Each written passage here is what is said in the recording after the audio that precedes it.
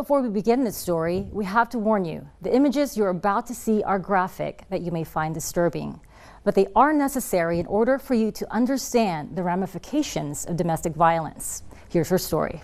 Hi, how are you? This is Carolyn Thomas, known as the woman without a face. She shot to stardom when her story was featured on shows like Larry King and The Oprah Winfrey Show.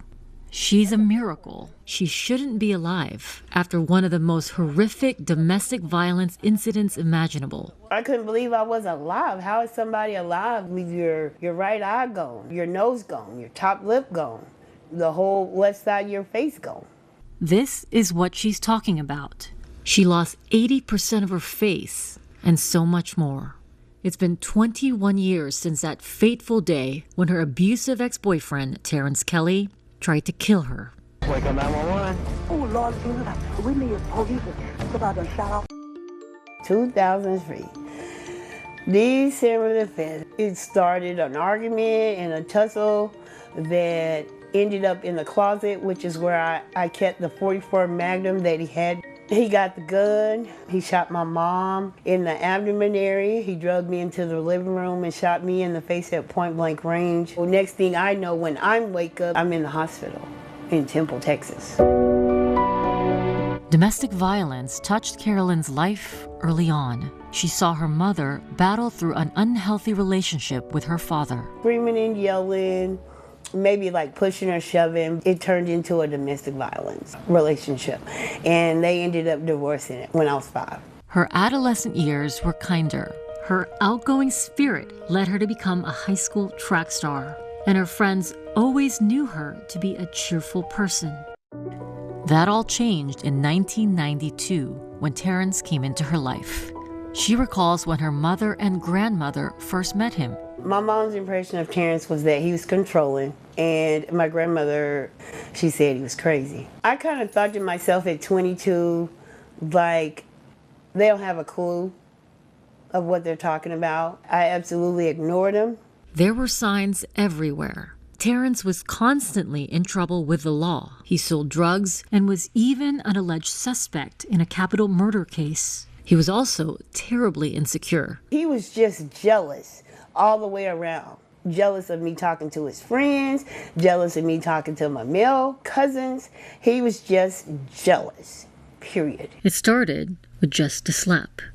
Eventually, years of turmoil and violence would follow. Most of the time, he would apologize after the abuse. Most women of abuse, we already know how that goes, you know.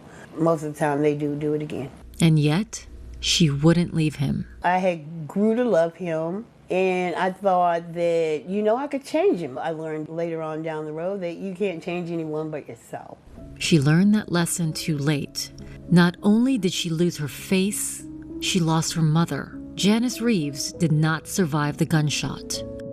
Walk me back through all those emotions when you found out that she didn't make it. Finding out that she didn't make it was like one of the hardest things to hear. Just imagine trying to cry, but you can't because your jaws are wired. When people cry, we open our mouths, we cry out, we yell out, and just imagine not being able to do that and having to do that with your jaws wired. It was awful. Sorry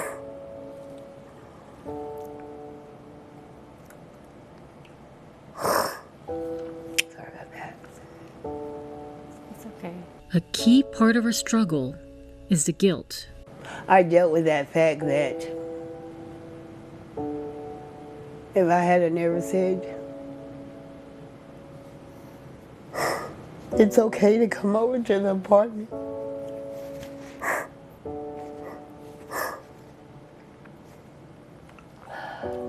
that was guilt for years and years and years. She tells me it took all the strength in the world to grieve her mother, while spending 6 months trying to stay alive and wondering what's next for the woman without a face. I would say to that young Carolyn, that you should have listened. If I had just listened to my mom, to my grandmother, if I had just listened, I wouldn't be here telling this story now. Carolyn Thomas survived the unimaginable, but deals with deep regret every single day. 21 years after surviving the most horrific domestic violence experience imaginable, she eclipses the regret with steadfast courage. She's now a fierce advocate for women who could be headed down the same path she was on. I knew I was left to, I'm so sorry, to save lives. And so that's been my mission ever since. She's learned to channel all that pain and anguish using her deeply personal experience for a greater good. I lost a whole lot, staying in that relationship. And that's why I travel, why I try to motivate young women and to get out of there. Because worse off than me, you're gonna be 6 foot under.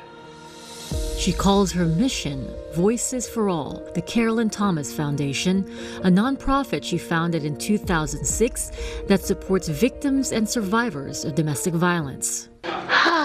She's more than talk. This is her Woman Save Yourself 2024 self-defense class, led by certified martial arts instructor Bruce Wynn, that empowers survivors with physical safety techniques on how they can effectively protect themselves. Block and grab. You taking that knife, okay? With this training, Carolyn may have been able to disarm her attacker. These techniques could be life and death These situations. techniques, definitely, they could be life and death. He did show me a technique where I could have gotten the gun away from my temple. She tells me it's not only important to be physically prepared, but strategically as well. A hard lesson she learned when trying to leave her ex-boyfriend, Terrence Kelly. I told him, with the words that are coming out my mouth, I don't want to be in a relationship with you anymore. So do you think those words were dangerous to say? Those words were dangerous. There should have been a safety plan set in place for my mother and I, and as well as my family. Words of wisdom from someone who has learned some tough lessons. I could do it. I could do it. This is Princess Carly. She's an emotional support dog. But being physically prepared is only one part of the healing process for Carolyn. Part of her struggle over the years has been with anxiety and depression. It was a rough road, finding out who I am again. I'll never go back to the Carolyn that I was before I got shot. Can you imagine going through 30 reconstructive surgeries to create a new face, including skin grafts, a new right eye socket, jawbone, and nose prosthesis? That's what a single bullet from a .44 Magnum will do, but she's finding her way back. Do you feel beautiful again? Oh yeah, I feel beautiful again. To be honest, it took me 17 years. I think I'm extraordinary. I'm different. And you take pride in that. I take pride in being different. This magnificent woman, beautiful on the inside and out, her hopes and dreams intact. I do in the future hope that I do find true love, somebody that loves me for me. But right now, she's focused on being there for others the moment they need it, creating Carolyn's House, a refuge for women in danger. Just in case somebody might need a place to stay for a little while. But yeah, that dream house is decked out. It's gonna look more purpler than Prince's Purple Palace. While none of this will bring her mother back, she finds a way to fight through the loss. If I could change one thing about the whole thing, I would change losing her. But I wouldn't change what I have went through because it made me the person that I am today. That person is delivering a powerful truth, a bottom line. If you're in an abusive relationship, you have to come to terms with the reality of your situation before it's too late. The abuser says to us, I love you, I'm going to change. But they're not. They're not going to change. They're going to hit you again. It may not be tomorrow. It may not be next week. But it's going to happen again and again and again. That's not love at all. I'm retired military. I spent time in Desert Storm, and that was one of the few times that I'd returned to the States that I realized that war and domestic violence are kind of the same. This is retired Waco PD officer Kermit Graham. He found Carolyn Thomas that horrible day when she was shot in the face by her ex-boyfriend, Terrence Kelly. I remember my mom coming out of the room saying something, and pow, he shot her in the stomach. I was taken into the living room and shot in the face at point blank range. Carolyn's words are one thing, but I have to warn you, what Officer Graham found goes far beyond what words can describe. It looked like her face had exploded from the inside out and stuff was hanging. It's a day he'll never forget. He walks me through what he saw that day, describing every detail of the crime scene. First thing I saw was the blood trail coming down the stairwell. Second thing I saw was Carolyn's mother. When I looked at her, I didn't see where she was going to make it. And the last thing she said was, "Did my daughter get out?" When Kermit made his way through the door of the apartment Carolyn and her mother shared, he was in disbelief. Carolyn laying face down on the floor. I could see blood coming from her face. He thought she was already dead. All I saw was a portion of her face missing, a wound that I had never seen anyone survive, but she actually raised up. She tried to reach for my leg and I kind of jumped because I was thinking couldn't be alive. But this is the very moment we discover Carolyn's incredible strength and resilience, fighting through the destructive force of a .44 Magnum at point-blank range. And there was a coffee table with a vase of flowers on it, and I remember seeing what looked to me to be someone's nostril next to the bedroom that I just searched. It looked like teeth. More than 2 decades later, Kermit and Carolyn have remained friends. He's in awe of all the advocacy work she's done to prevent others from falling victim to domestic violence. I think it's outstanding military term. Like here at the 35th Annual Texas Crime Stoppers Conference in Waco. Then I had those young ladies that said, you know, just because that happened to you doesn't mean it's going to happen to me. And those are the ladies, those are the group of ladies and young women that we've got to reach out to. As she continues to share her story, chillingly, their connection goes far deeper than officer and survivor. Graham is dealing with a deep sadness as well.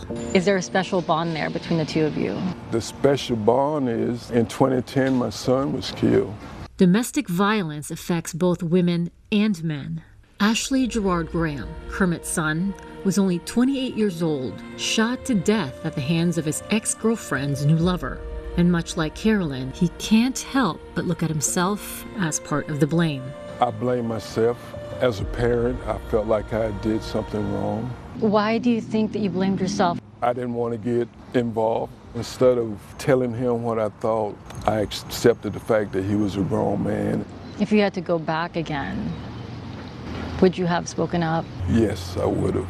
And now, just like Carolyn, he does the work of sharing his story in hopes that it'll resonate and reach those who need it most. The signs are there. It starts out most of the time arguing, then grabbing, then slapping. You have to be willing to accept the help. Humble yourself.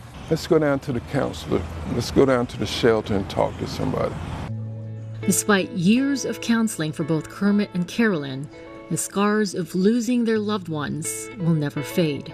Their hope now is to share their stories, honestly, preventing future tragedies. Sometimes the choices that we make in life are not the right choices. The best thing we can do is to figure out how to correct it and how we can help others not make the same mistake that we made. And taking it one day at a time as they cope with their own heartbreak the best way they can. He's with my father and my grandfather, my grandmothers. He's in good hands. I'll see him again. And we're gonna keep going until that time. Domestic violence can tear families apart, and we can all do our part to break that cycle.